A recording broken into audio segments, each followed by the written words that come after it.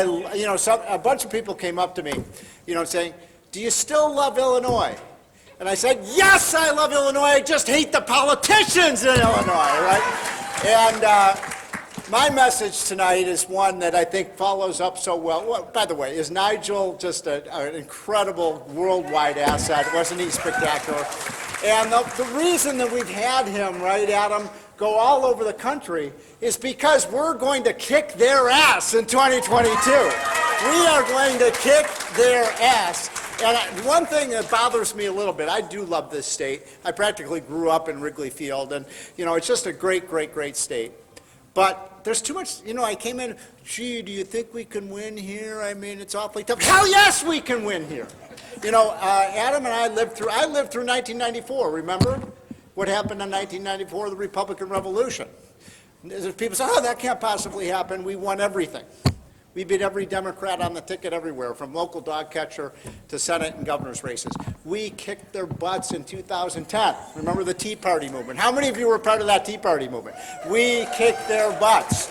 And I'm telling you, I can feel it. I'm talking to some of my Democratic friends. I talked to a Democratic pollster just last week. He said, Steve, in this environment where Biden day by day is less and less popular, he is saying that any candidate with a D next to their name is very vulnerable in 2022. We can win these races.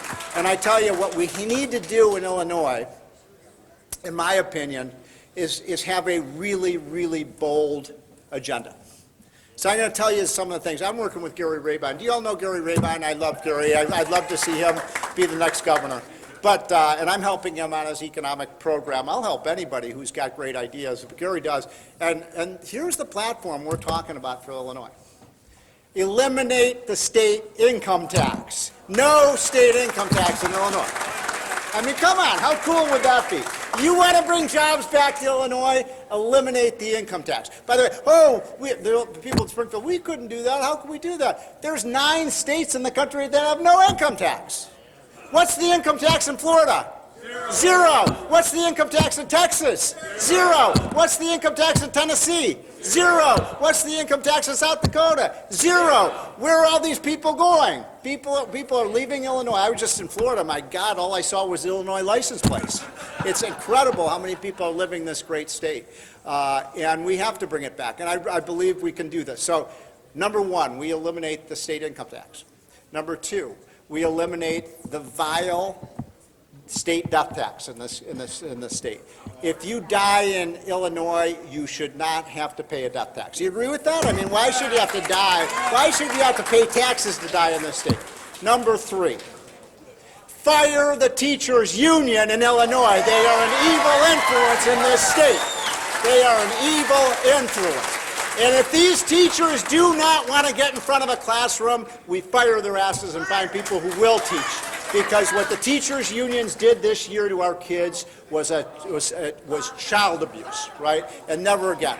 Number 4, never, never, never, never again should we lock down our businesses in Illinois. Never again. That was an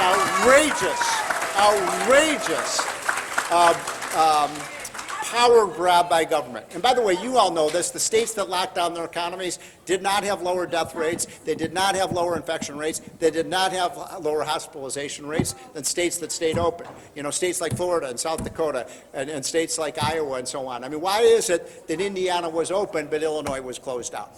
It made no sense. Number 5, I mean, I know this is a bold agenda, but this is how you win, right? This is how you win. We make the great state of Illinois, the land of Lincoln, a right-to-work state. Finally! And by the way, many of you, I know there are a lot of people in this room who've worked for unions. Raise your hand if you've worked for a union. I see, a number of people have. I'm not against unions. But what I am against is unions forcing people to join the union, pay dues against their will, right? And by the way, do you know that there is a bill in Washington right now that has passed the United States House of Representatives that would abolish right-to-work laws in 27 states. These people are cuckoo for Cocoa Puffs. I mean, what they're doing right now is very scary. So that would require millions and millions of people to join unions against their will. I was going to mention another thing. in Illinois, you have to have voter ID, right? There has to be voter ID. If you want voter integrity, I mean, my God, everything I do, I need an ID for, right? I got an airplane, I need an ID. I want to, cash a check, I need an ID. I want to use my credit card, I need an ID. I want to drive my car, an ID. Why is it the only thing in Illinois you don't need an ID for is voting, right? So we should have voter ID in Illinois. And these kinds of things can make a huge, huge difference. Illinois lost another congressional seat this year because almost 1 million people left Illinois. Almost a million people did. Now, you did something very smart, and I'm really proud of you all for voting down that Pritzker tax. By the way, I call him Putzker. I mean, this guy is the worst, one of the worst governors. One of the worst governors, and we have to defeat Putzker. We are going to privatize Putzker next year, right? I mean, we have to. I'd say the 5 worst governors in the United States of America are Cuomo, Newsom, Whitmer, who am I? Oh, Putzker, and probably who am I missing here? Oh, yeah. Newsom is pretty bad. By the way, they're going to recall Newsom in California. How cool is that? They're going to send his ass out. Well, there is a power to the people movement going on in this country. And I'm just here to, I'm not here to talk long. In fact, I'm going to shut up in a few minutes. But I got to tell you this. Stop being negative. We can win, and we will win. We are going to take back this state. This is amazing. This is probably the biggest political gathering in Illinois in 2 years. I mean, it's so cool. I am inspired by you all being here. And you wouldn't be here if you didn't care about your state and your country. And I'm seeing it all over the place. I was in North Carolina. I was in Pennsylvania. I've been out in Arizona. You see it. People are, how many are pissed off? How many are angry? You have to take your anger, you have to convert your anger to action. We have got to do this. These people are out of control in Washington. They are drunk with power. Their latest gambit is $6 trillion of new spending. That's more money. Biden in 1 year, by the way, Biden makes Obama look like Ronald Reagan. I mean, he is an unbelievably horrible president. He has proposed more new spending and debt in 1 year than the United States borrowed to finance, adjusted for inflation, to finance the Revolutionary War, the Civil War, World War I, World War II. Can you believe that? And these people are going to bankrupt our country if we allow them to happen. By the way, we have got to get rid of the $300 a week additional unemployment benefits so we can put Americans back to work. Now, the economy, by the way, is, I said this on Kudlow's show today, the economy is a rocket ship right now. It is ready to explode. And you know why? 2 words, 3 words, Donald J. Trump. Trump had created the most amazing economy. I was so proud to be an economist with that guy. He knew what it takes to grow an economy and to run a business. Joe Biden, think about this. We've got a guy in the White House who's, how old is he, 96 or something? I mean, and he has never had a job. He's never, not only has he not ever run a business, I don't think the guy's ever even worked for a business. And you can see the results. He said the other day, I see no evidence that all of these welfare benefits are keeping people out of work. What the hell is he talking about? Why doesn't he just go to talk people? How many of you in this room run a small business? Raise your hand. Do you think that $300 unemployment benefits are a problem? Hell yes, they are. And look, I'm not against a safety net. We all want, I've lost jobs. Everybody's in this room has probably lost a job once or twice in their life. There's no shame in that. And we want to make sure we have a safety net so people don't fall and they can get back on their feet. But my God, we've had people for 14 months who've not been working. 14 months who've not working. There's 7, the numbers just came out today. There's 8.1 million job openings in America today. 8.1 million. And people are not going back to work. I want to mention one other thing, because I think it's so important, because, the left is trying to rewrite the history of what happened. Now, here's an important thing, and look, the single greatest initiative, in my opinion, by any president since D-Day was Operation Warp Speed. And that was something that has done such an, I mean, I was there in the New York Times just 1 year ago, folks, just 1 year ago, the New York Times had a full-page story, an analysis of vaccine development, and they went through the whole history of drug development and vaccines throughout the United States and history. And they said, Donald Trump is lying to the American people when he says we can get a vaccine done in 10 months. They said that is impossible. Just like the people said Brexit is impossible. They said it's impossible. There is no way we can have a vaccine, according to the New York Times, just 1 year ago, until 2023. Isn't that amazing? So Trump did it in 9 frickin' months. I mean, that is just an incredible accomplishment. You know what I think? How many of you with me on this? I think Donald J. Trump deserves the Nobel Peace Prize for saving millions and millions of lives. We're going to win all over the country. 2022 is going to be exactly like 1994. It's going to be exactly like 2010, where we outwork them. We outwork them, and we preserve the integrity of our election system. And we are going to send to Washington a thunderous message of hell no. No more spending, no more taxing, no more regulating. By the way, no more destroying the American energy industry. You see this? You know, 80% of our energy today, you know where that comes from?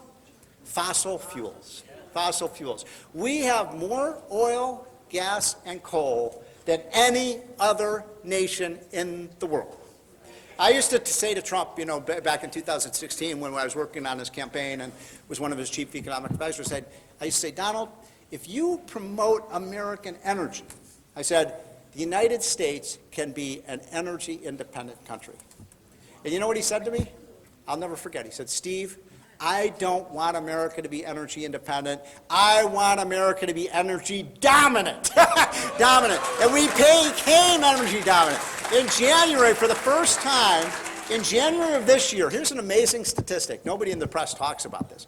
In January, the month that Trump left office, for the first time in any of our lifetimes, unless there's somebody over the age of 95 in this room, the United States, you know how much oil we imported from Saudi Arabia? 0 for the first time ever. Biden is right now systematically destroying our coal industry. He's destroying our oil industry. He's destroying our natural gas industry. It is outrageous. It is assault on American sovereignty. It is assault on one of the great industries in the world. And by the way, you know, he thinks that we're going to, in 10 years, everybody's going to have an electric car. I mean, how insane is that? How insane? In California, 20% of the people who bought electric cars, and by the way, I'm not against electric cars, I'm not against Tesla, but I've got to say this, in California, 20% of the people who bought electric cars went back to, gasoline cars. So, but by the way, let's just stretch our imagination, say in the next 15 years we could get to, even 50% electric vehicles. So that means 50% of the cars on the road are going to be using gasoline. Where are we going to get the oil? Do these dunces want us to get the oil from Iran, from Saudi Arabia, from Russia, from China? Hell no. We're going to get our oil and gas from Oklahoma and Texas and North Dakota and made in America. We are not going to give up our energy independence. We've got to stop the Green New Deal. One last thing before I forget. Would the men and women in this room who've served our country, either in the military or police or fire, please rise? Thank you for your service to our great, great country. Thank you. You're our heroes. Thank you. Thank you, sir. Thank you, thank you, thank you. Thank you, sir. Thank you for everything you do for our great, great country. You know, we have to have a new sense of patriotism. You know, one of the things, I can't stand millennials. I mean, I just don't like, and I have 2 kids that are millennials. But you know, millennials are just less patriotic than, liberals are less patriotic, right? By the way, I know I'm rambling a little bit. The United States of America is one of the greatest country in the history of this planet, and Mr. President, shame on you for calling America a systemically racist country. America is not systemically racist. It is not. Why do people from all over the world want to come here? Why do Asians have the highest income? Why are people from Africa? Why are the people, if we're so racist, why are all the people from Mexico and all the people from all these countries in South America coming here? And by the way, I'm not against immigration. Immigration is great, but they have to come to the country legally, not illegally, right? Legally, not illegally. So that's my message. I'm being honest with you. I see a big wave coming. I see a red wave coming. I live in Virginia. We actually have an election this year. We're going to turn Virginia red again, and then we're going to turn Illinois red again, right? And we're going to turn Pennsylvania red again. All those states they stole from us, we're not going to get mad. We are going to get even, right? We are going to get even with these bills. And one last thing. Everybody has their choice for 2024, by the way, is Ron DeSantis one of the great governors in America? I mean, he is a superstar. Can you imagine if just for 1 month you had Ron DeSantis as your governor here in Illinois? I mean, what a huge difference that would make. He would change this state and fix it up so quickly. Leadership does matter. I love Kristi Noem in South Dakota. I love, by the way, how about Tim Scott? What a great speech he gave. He is a superstar, and CL, he's one of my favorites. I love Tim Scott, and he said it, and the left has been, their treatment of Tim Scott. I mean, they call us racist. Did you see the things they were calling him? I mean, it was really quite outrageous. These are not nice people. So I do think we're going to win, and people say to me, who do I want to be on the ticket in 2024? And by the way, I respect, it's still early, and I know there are a lot of great candidates out there, but I always say when people ask me, who are you for in 2024? And I always have to say, I'm for Donald J. Trump, And people say, well, why are you, people say, why are you for Donald J. Trump? And, I work for him, I like the guy personally, but the real reason why I want to see Donald Trump be the president again in 2025? Because he's the one the left hates the most, right? And they would just hate it if Donald Trump were back in office. But we've got a lot of work to do for the next year or two. I'm coming back as often as you guys need me. Adam, we're going to be in the state a lot, right, in the next 2 years. You got great organized. By the way, my friend Jeannie Ives still here. Jeannie, you still here? I know she was here earlier. Where are you? Anyway, Jeannie is fantastic. So many great people in the state. Don't despair. We will win. And I just, my favorite moments when we shock them is to read the New York Times, the next morning when Donald Trump wins or when Brexit happens. It's time to get even with these people. And we don't need, by the way, they're going to outspend us. They have more money. They've got the Zuckerbergs and they got the Bloombergs. What they don't have is what we have in this room, is the energy, and the people will knock on doors and make it happen because, folks, there are more of us than them. And I'll say it again.